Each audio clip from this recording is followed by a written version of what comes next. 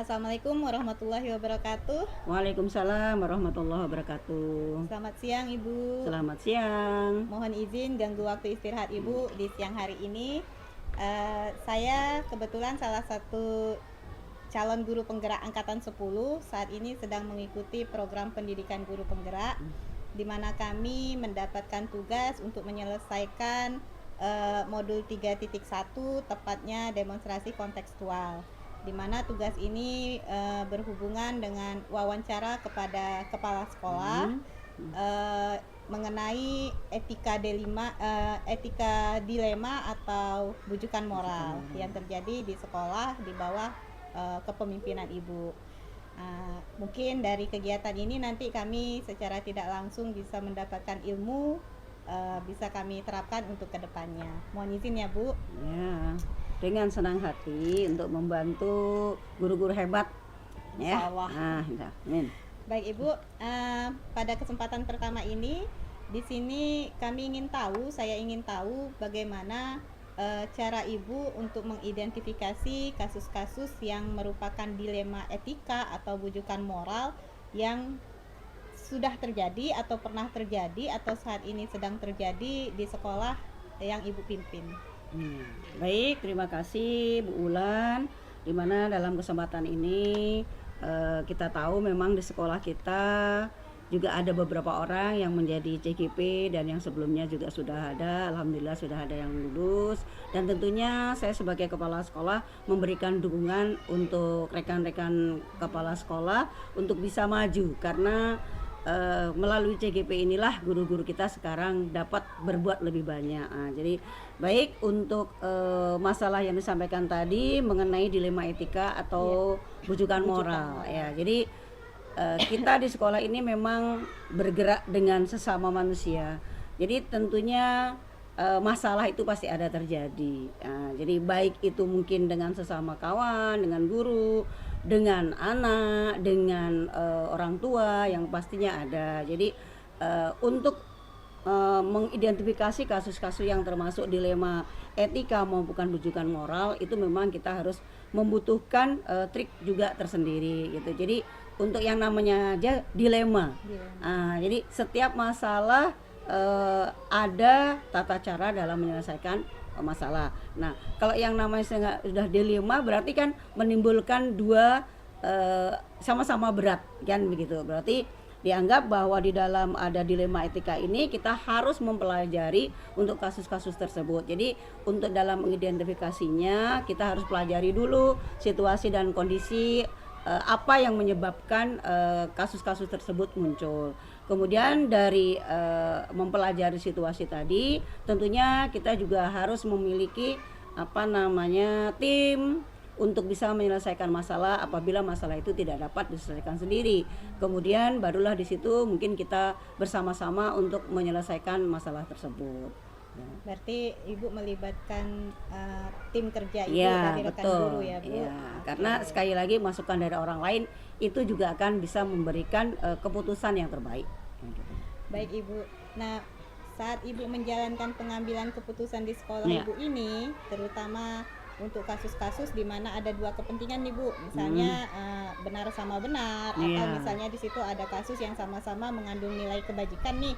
Nah, itu bagaimana sikap Ibu untuk mengambil keputusan yang terkait dari kepentingan tadi yang saya sebutkan Bu? Iya, jadi seperti saya bilang juga tadi bahwa namanya dilema pasti sama-sama berat kan gitu. Betul. Mungkin ada sama-sama benar, sama-sama salah. Ya, jadi sekali lagi kita memang harus mengidentifikasi terhadap masalah tersebut, di mana titik yang paling berat untuk segera diselesaikan di bagian mana. Itu tentunya yang harus kita cari jalan keluarnya terlebih dahulu. Jadi untuk yang sama-sama kepentingan tadi, sama-sama benar, sama-sama membutuhkan keputusan, maka harus betul-betul dicari dulu kepentingan mana yang membutuhkan penyelesaian masalah terlebih dahulu.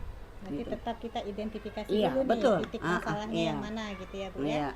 Baik, nah untuk melakukan itu Bu, kira-kira langkah-langkah atau prosedur yang Ibu lakukan tahap demi tahapnya apa saja itu Bu? Ya, jadi Selain tentunya identifikasi. setelah mengidentifikasi, kemudian juga kita melihat situasi dan kondisi yang ada di sekolah, kemudian tadi membentuk tim, kemudian kita juga duduk bersama, tentunya mencari solusi. Setelah itu walaupun semua keputusan itu ada di pimpinan, tapi tetap masukan dari rekan-rekan tadi adalah menjadi pertimbangan untuk menentukan keputusan tersebut. Oke, Ya. Bu. Nah, hal-hal apa nih Bu yang selama ini Ibu anggap efektif nih dalam pengambilan keputusan dari kasus-kasus yang terkait dilema etika tadi Bu?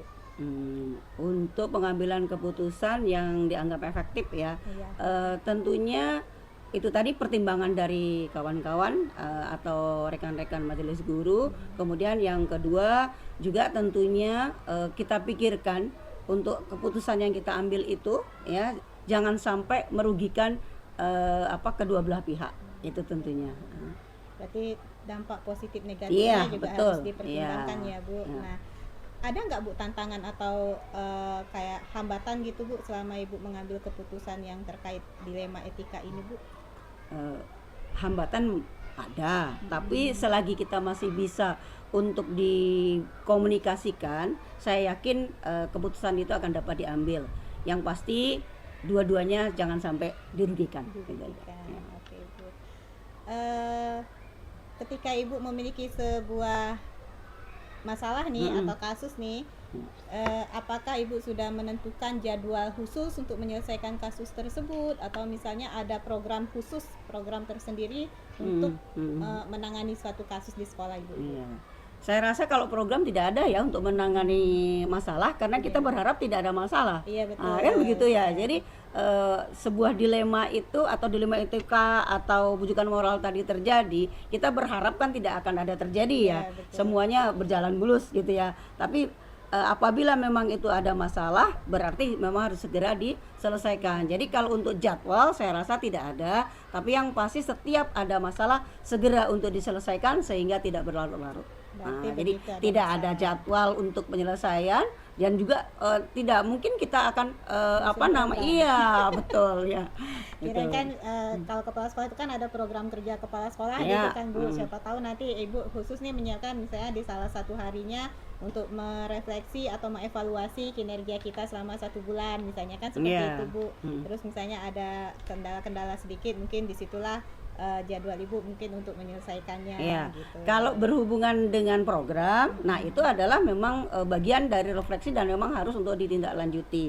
Tapi kalau seandainya ini berkaitan suatu masalah yang berhubungan dengan moral, tentu baik itu dengan sesama guru, baik itu dengan anak, dengan orang tua, kan kita tentu tidak berharap Iya, seperti betul. tadi ya. Jadi kalau berhubungan dengan program kerja, kita memiliki jadwal memang untuk ada rencana tindak lanjutnya, refleksinya kan begitu. Tapi kalau yang berhubungan dengan moral kita berharap tidak ada dan jangan sampai terjadi sehingga kita tidak mungkin untuk menjadwalkan suatu masalah ibaratnya Iya, seperti betul, itu. Seperti ibaratnya nggak Iya. ada yang menginginkan sakit gitu Betul, ya Bu iya. ya. Heeh. Oke Bu. Menurut Ibu ada nggak nih pribadi seseorang atau faktor-faktor yang selama ini mempermudah Ibu atau membantu Ibu dalam pengambilan keputusan yang bijaksana? Tentu ada, karena namanya di sekolah banyak, apalagi sekolah kita sekolah besar kan. Iya, betul. Jadi tentu ada kawan-kawan kita yang kita anggap senior, bisa kita jadikan untuk memberikan masukan. Di situ ada tim juga untuk yang berkaitan dengan budi pekerti, ada timnya juga. Jadi intinya banyak kawan-kawan yang ada di sekolah ini bisa untuk diberdayakan untuk bisa memberikan masukan untuk mengambil sebuah keputusan yang terjadi di sekolah kita. Jadi intinya pokoknya perlunya berkomunikasi dengan semua pihak yang ada di sekolah sehingga keputusan tersebut dapat diambil. Gitu. Tetap kolaborasi Betul, juga ya Bu ya iya. sama tim yang sudah Iya. ditunjuk tadi. Iya. Oke Bu. Nah dari semua hal nih Bu yang sudah Ibu sampaikan tadi, cerita yang sudah Ibu sampaikan tadi, pembelajaran apa nih yang dapat Ibu petik dari pengalaman Ibu selama mengambil keputusan yang terkait dilema etika?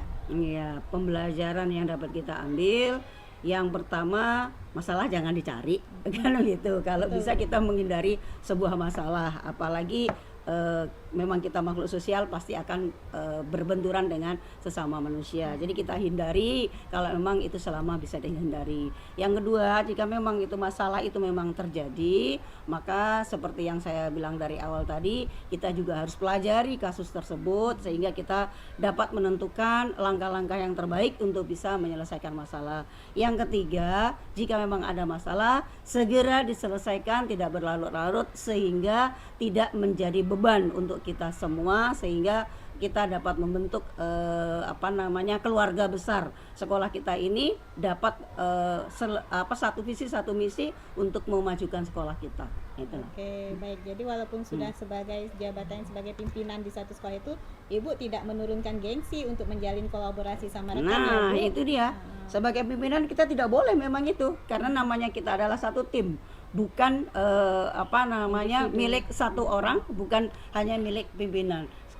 Kepala sekolah tidak akan bisa berjalan tanpa guru. Sebaiknya gitu juga, guru juga tidak bisa berjalan tanpa ada pimpinan yang mengarahkan. Jadi memang kita harus berkolaborasi dalam segala apapun untuk kemajuan sekolah kita. Oke, Gitu. baik Ibu. Terima Iya. kasih banyak untuk ilmunya, pembelajaran yang saya dapatkan dari Ibu hari ini. Ya. Semoga bisa saya terapkan nanti dalam keseharian saya, baik itu sebagai pemimpin dalam pembelajaran ataupun dalam kegiatan lainnya. Iya. Terima kasih atas waktu Ibu, ilmu dan penjelasan Ibu. Semoga Ibu senantiasa diberikan kesehatan, Amin. kemudahan dalam melaksanakan tugas Ibu. Amin. Baik, Assalamualaikum, Sama-sama. Ibu. Terima kasih Bu Ulan. Mudah-mudahan kegiatan CGP-nya dapat berjalan dengan lancar, Amin, selesai amin, tepat waktu dan lulus, kemudian dapat